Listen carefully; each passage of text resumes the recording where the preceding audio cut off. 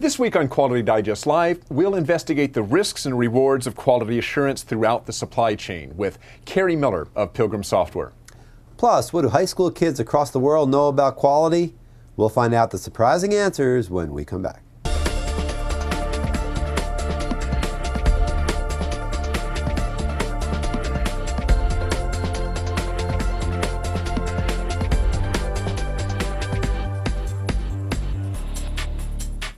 This week's sponsor of Quality Digest Live is Intertek. Learn about device classification, technical documentation, and quality systems requirements for medical device manufacturers in 4 of the world's largest markets. Visit intertek.com. Welcome back to Quality Digest Live for May 25th, 2012. QDL is your weekly look at who and what is making the news in the world of quality. I'm Dirk Ducharme, Editor-in-Chief of Quality Digest. Yes, you are, and I'm Quality Digest publisher Mike Richmond. Okay, we've got a busy show this week, busy week, and we've got a couple of great interviews, a dynamic tech corner with Dirk in a little while. So we're only going to cover one news item this week, but it's a good one. It sure is. Well, there was an interesting article this week by Wharton about employee loyalty. So here are some interesting statistics cited by the article.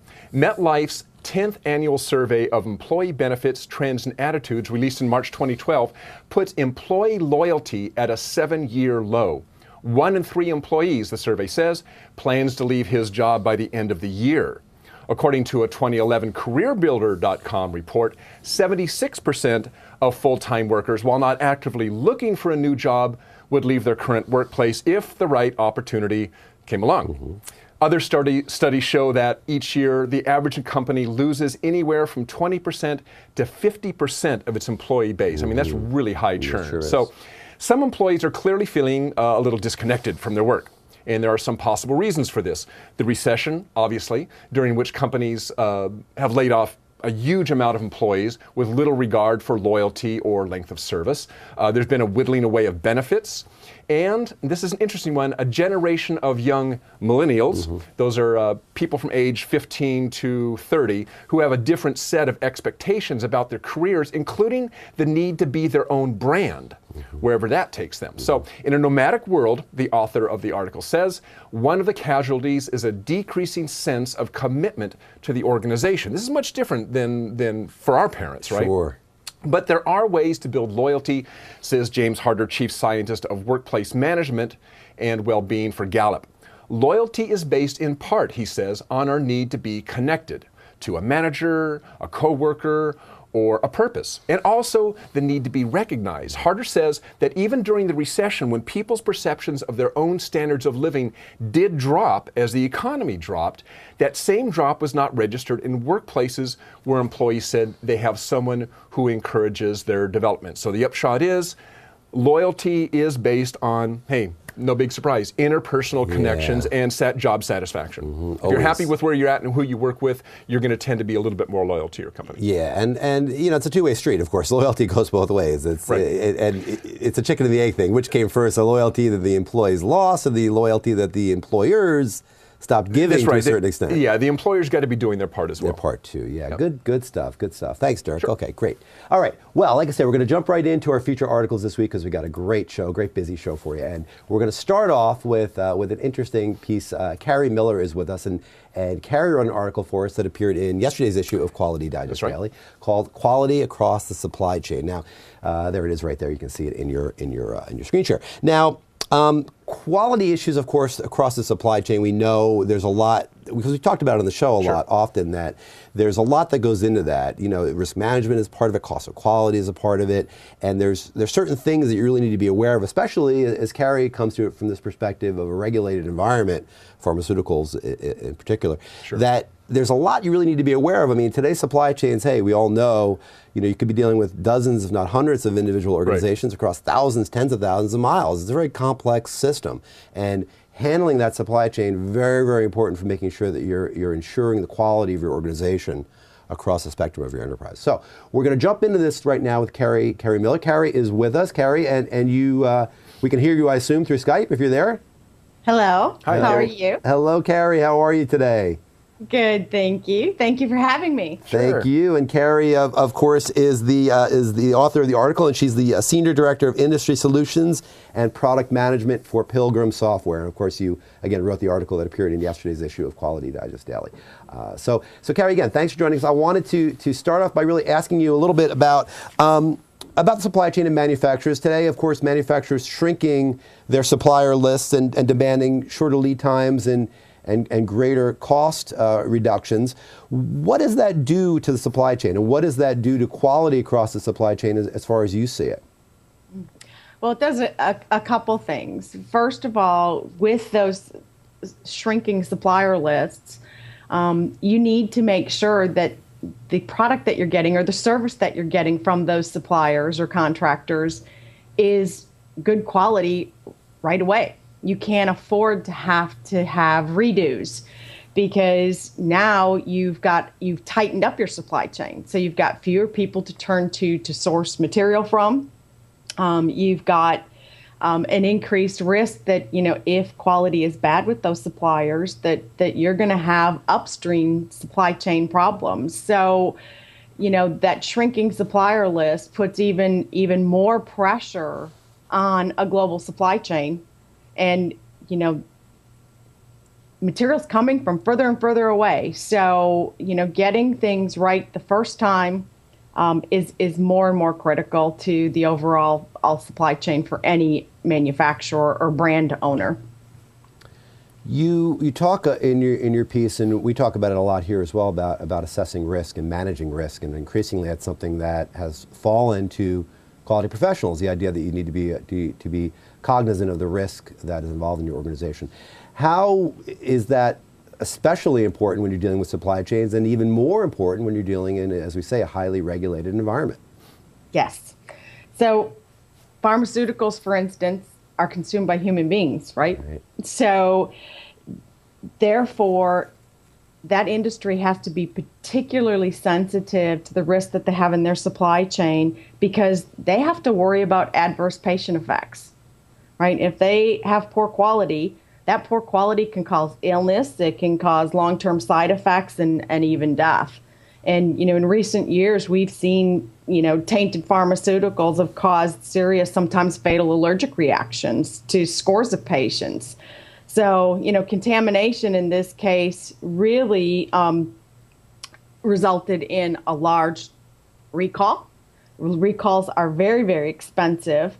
But, more importantly than that, as a brand owner, if you get product from a supplier that has not followed proper protocols and has done something to not ensure that they're giving you good product, you're still responsible for that as the brand owner. It doesn't matter if it came from a supplier's supplier. You have to take responsibility for it as the brand owner. So as the supply chain grows globally, as your suppliers and contractors get further and further away from you, it is really important to put processes together to ensure that good first quality with those suppliers and contracts, to make sure that you are actually getting good product to the market that's not going to have adverse patient effects, because it is human life we're talking about. True. And secondly, you want to be sure that you don't damage your name, right? Your brand name. So it becomes really important to look across the supply chain to make sure that you know where you have risk factors, and then you can focus some attention in those areas. And that could even extend to transportation for that matter. Mm-hmm. So it really expands across the supply chain. It's further away, takes longer to do. Very, very critical to shorten all of that collection point and make sure that you have the appropriate data to measure risk. Hey Kari, just one quick question. Just so I understand the context, you're saying that if your supplier does something that causes your product within an FDA environment, I'm assuming you're some sort of regulated environment, if your supplier does something, even though it's their fault, and it causes your product to cause harm, that actually your company is who's liable? Yes, as a brand owner, you are responsible for ultimate product quality. So it becomes very important for you to ensure in a regulated environment, pharmaceuticals being one, medical devices are another, really anything that's humanly consumable, it really becomes important to. So no passing the buck. Exactly. Okay. So transparency with your suppliers, no matter where they're located, is going to be absolutely critical to the health of your supply chain. Well, Kari, we talked at length, thank you about that, about the issue of quality. You also talked at length in your article about the issues of productivity and delivery, and I want to kind of jump off from there and get into those areas as well. So how are suppliers evaluated in those other important criteria as well? Well, we talked about quality already because we know the upstream impact it has on our supply chain and the potential for adverse patient effects if you're dealing in a regulated environment. So that one is pretty self-explanatory.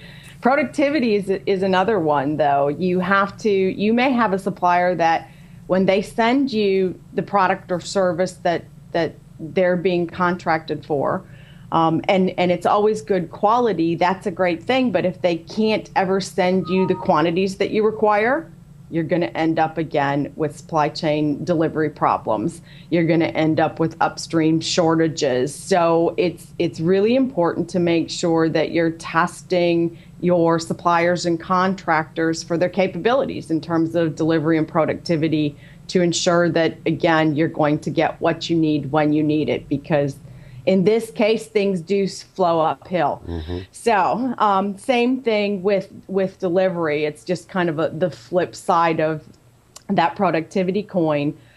If again, you can get the product made, you can get the products in terms of the quantity that's needed, that's all good. But if you don't have a good delivery system, if you don't have trusted partners in terms of transportation and having on-time delivery and getting the product to the right place at the right time, again, you're going to cause upstream supply chain problems. And, those kinds of things, when they keep happening in this marketplace, if they can't get something from you, they're going to turn real quickly to someone else that they can get it from and get it from quickly. So very important to work through all three prongs of that delivery mechanism for our suppliers, both quality, productivity, and delivery. Those are the three things to measure. Okay. Well, thank you, Kari. We could talk about this a lot longer. I mean, supply chain obviously is a huge issue, and there's many facets to it. But we do have to move on today. But we really do thank you for being on our show today. Thank you. Thank you, gentlemen. Yeah, we'll look forward to talking to you again soon. Thanks, Kari. Thanks. All right, bye. And again, that was Kari Miller. Her article was Quality Across the Supply Chain. Yes. Enterprise software eases the burden in highly regulated environments. Right, software. That's important. We didn't really get too much into the software part of that. But basically, it's software is one of the mechanisms you can use for monitoring your supply chain. Sure, and I encourage all of you out there, please read the article and check out Pilgrim as well. That you can link to them through the article and find out more, because it's an important topic and it's one that we cover a lot. So look out for that. Cool. Okay, well, our next article is going to be, our next story is going to be really interesting. This was written by Jeff Dewar and Kristine Bammert. Jeff is our CEO of Quality Digest, and Kristine Bammert is Director of Operations.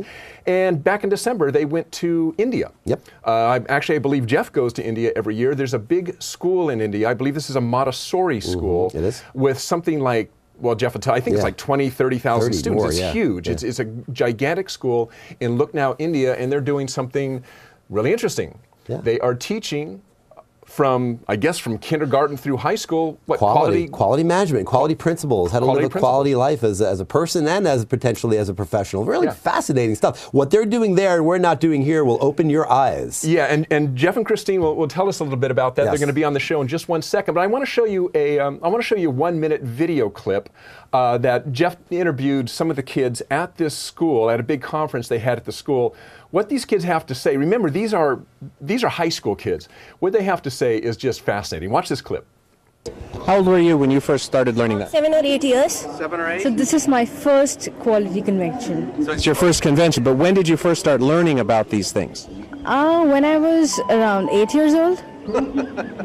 And how long how many hours of training in total in your life have you received on quality improvement techniques? Actually, sir, I'm a student in CMS since Montessori when I was 3. And sir, I've always seen Gandhi, sir, implementing this quality education in our schools. So I've just learned this since I was just 3. And I'm quite surprised that I've grown in this quality circle only. Our school is itself a quality circle. We are striving for Kaizen. We are striving for Kodo, Karne and Kaizen. In our grooming, we are told what is quality education. So that is what counts. It's a lifetime opportunity to be here and a lifetime implementation. Whatever we learn here, we have to implement in our life, and only then will it count. Only then will our efforts meet. Have to say about quality, and by the way, that's just that you saw 1 minute of a 4-minute clip. A video, and actually you can find that video if you go to the article, Who Studies Quality Management in High School by Jeff Dewar and Kristine Bammert.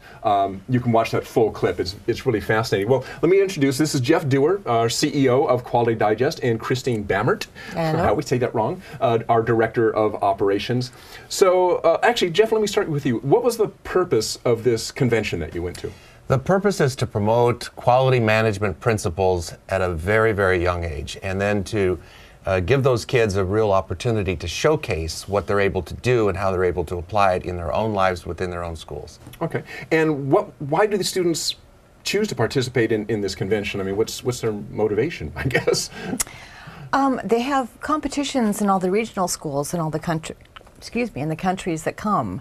And the winners of these competitions come to the convention in Lucknow or wherever it's held, and it's prestige. I mean, it's pride and honor and a great trip. I mean, it's great. Well, tell us a little bit about, either one of you, tell us a little bit about this school. I mean, it's pretty fascinating, the school itself. The City Montessori School is where it really all started back in the early 90s, and they have 40,000 students. 40,000? Yeah, it's in the Guinness Book of World Records as the largest school by students.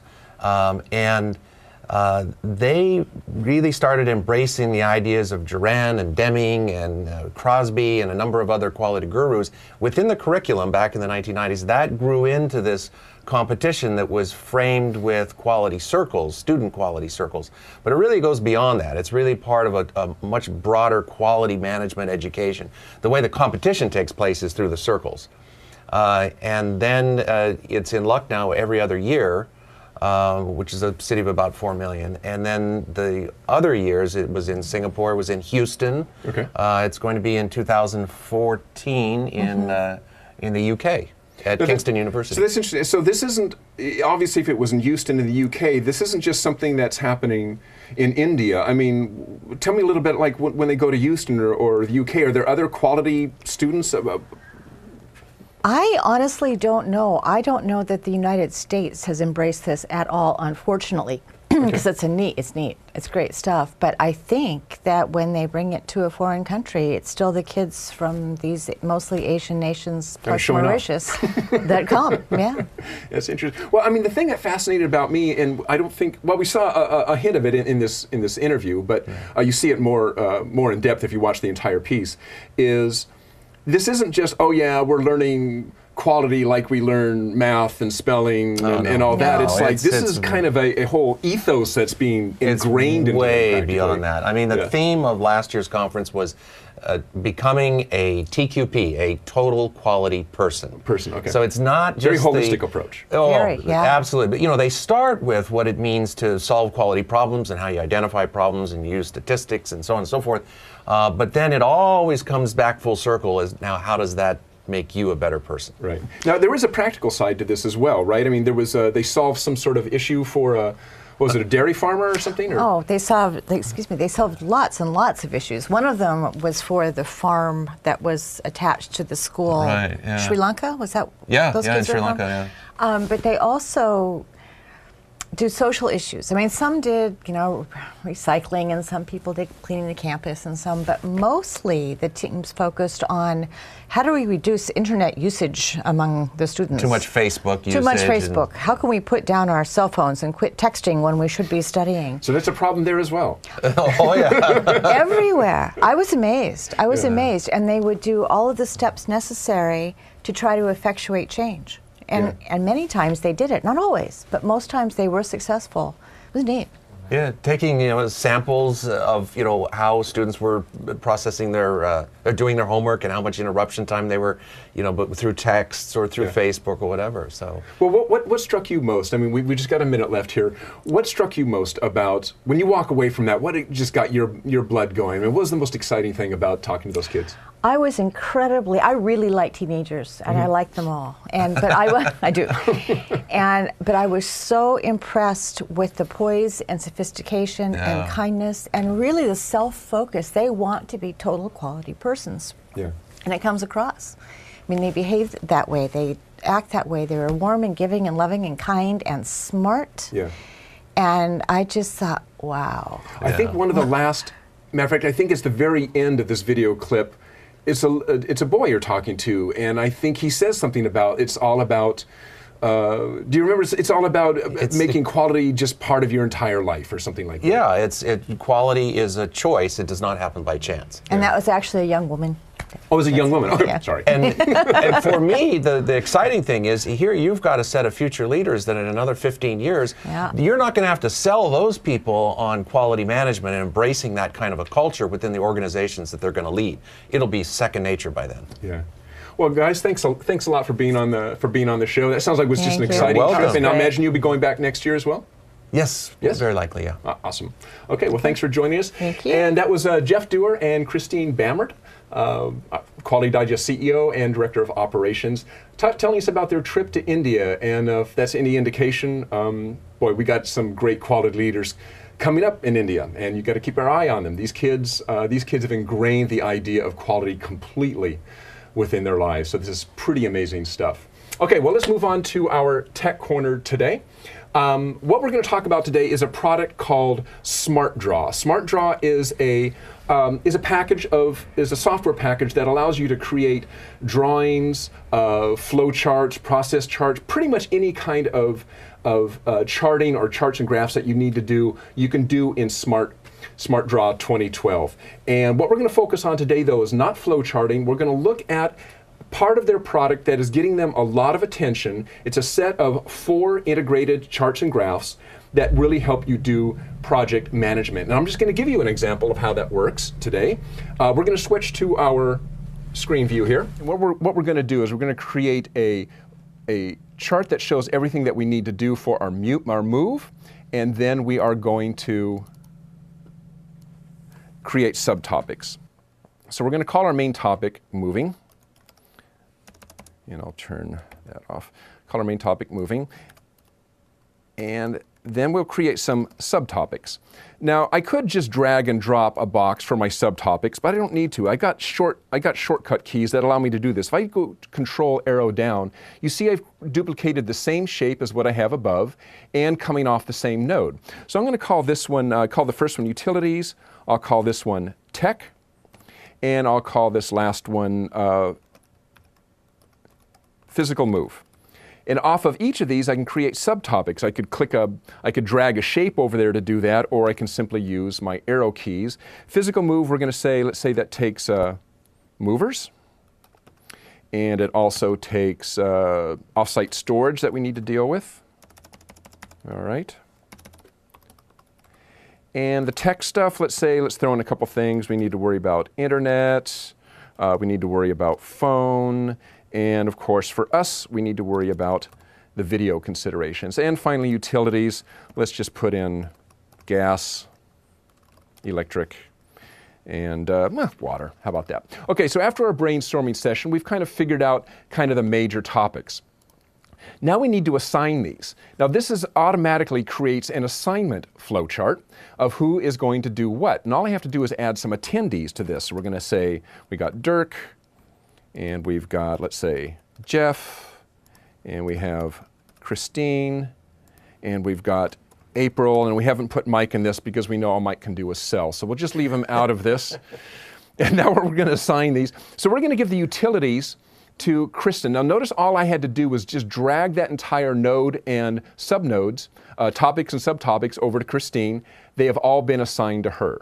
I'll give the tech stuff to me. I'll give the physical move to Jeff.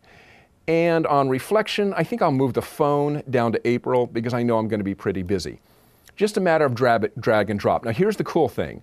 I click on my Gantt chart, and now I have a Gantt chart that shows me all my tasks, who they were assigned to, and the start and end date. And I can go in, obviously, and edit the start and end dates to give whatever I want. And we'll just, I'll change the end date here. The move should be completed, let's say, by the 1st of July. As soon as I do that, notice that my timeline over here changes. Same thing, if I made any changes to here, it would be reflected in the mind map or in the assignment. No matter where you make a change, it propagates throughout all of these, making the your project management much simpler. Now, once we're done with this, the big thing that I want to do is I want to communicate this now to the whole company to get everybody on board with what we're doing. This is where this is really cool. I'm going to create a series of PowerPoint slides directly from SmartDraw. So I simply go to my PowerPoint tab. I'm going to pick the first slide that I want, which is my mind map. I'm going to turn off animation. I'll tell you what that means in just 1 second. Send to PowerPoint. I'm now going to go to my assignment chart. I'm going to send that to PowerPoint. I'm going to include animation. And finally, what you don't see going on is in the background, PowerPoint is opened up and these slides are being created automatically. And finally, I'll click my Gantt chart, turn off animation, and send that to PowerPoint. Now, if I open up PowerPoint, you now see on the left-hand side, I have got all of my charts. And all I have to do now, if I go to my slideshow, view show, okay, you see my first slide, created directly from SmartDraw, is my mind map. You see the overall picture. Go to the next slide. Now you see it's opening up one element at a time. So now if I'm talking about who's going to handle what, I can step through my slideshow, talking about each individual move. And again, remember, this isn't done in PowerPoint. This is done from SmartDraw. SmartDraw is just simply sending this to PowerPoint, ready to go. Finally, I finish with that, and there's my Gantt chart. So very easily, what I've done from from SmartDraw, is I've created a mind map that I created during our brainstorming session. During the brainstorming session, or maybe afterwards, I was able to use that mind map to assign duties to whichever people those are going to be responsible for. That automatically creates a Gantt chart. Very easy. Now you're ready to go within SmartDraw. You're ready to go. Export that to PowerPoint, and you're ready for a presentation. So very cool program. The standard version of SmartDraw is, I believe, $197 available from their website. Obviously, you can download trial versions of SmartDraw, which I think are 14-day free access. After that, after 14 days, it becomes a SmartDraw viewer. So very cool little program. I recommend that you check it out. It's not only for project management, but the flowcharting capabilities are also very good. So terrific. All right. Well, thanks, Dirk. Thanks for that great Tech Corner. Sure. And great interview with Jeff and Kristine. Yeah, that was fun. They're fun stuff. Amazing. Good stuff. All right, great. All right, well, that's our show for this week. But before we close, I'd like to thank our sponsor, Intertek. Regulatory authorities in most major markets require or strongly prefer that manufacturers marketing medical products in their countries have a third-party audited and certified quality management system in place. Intertek can help take your device to the next level. To learn more, visit www.intertek.com/5-step-market-approval-medical-devices. Or easier than that, simply click on the banner just below or just to the right of the video player. Right. Also, we want to remind you all that Hexagon 2012, Think Forward, will be here in less than 2 weeks. Mike and I and the rest of the crew will be at this supersized user conference with more than 2,000 of our closest friends. We'll be looking at some interesting new technologies and interviewing industry thought leaders on a special episode of QDL, which happens on Wednesday, June 6th. So mark your calendars right now. That's right, do that. And then there's also a link, I think, right below the player where you can go. You can still register. Not right now. Not right now, but soon. But soon. Right below where you can register to go ahead and then check out how you can register, obviously, for Hexagon 2012. Good stuff. All right. Now, a bit closer to home, next week on QDD, we're going to be featuring an article from my partner over here about the realities facing industry trade show these days. Are they worth it? Are they worth it? Are they not worth it? Interesting stuff. And well-researched as well by my good friend, Mr. Ducharme. Nice job. So look out half of that story, which we're going to run in Monday's issue of Quality Digest Daily. That's it. All right. So that's it for today. Jam-packed show. Thanks to Kari Miller and Jeff and Kristine and everybody for joining us. SmartDraw and Intertek and SmartDraw and Intertek and all those guys. Yes, thank you. So once again, thank you for joining us this Friday, and we'll see you again next Friday. So long. Have a great holiday weekend. Bye.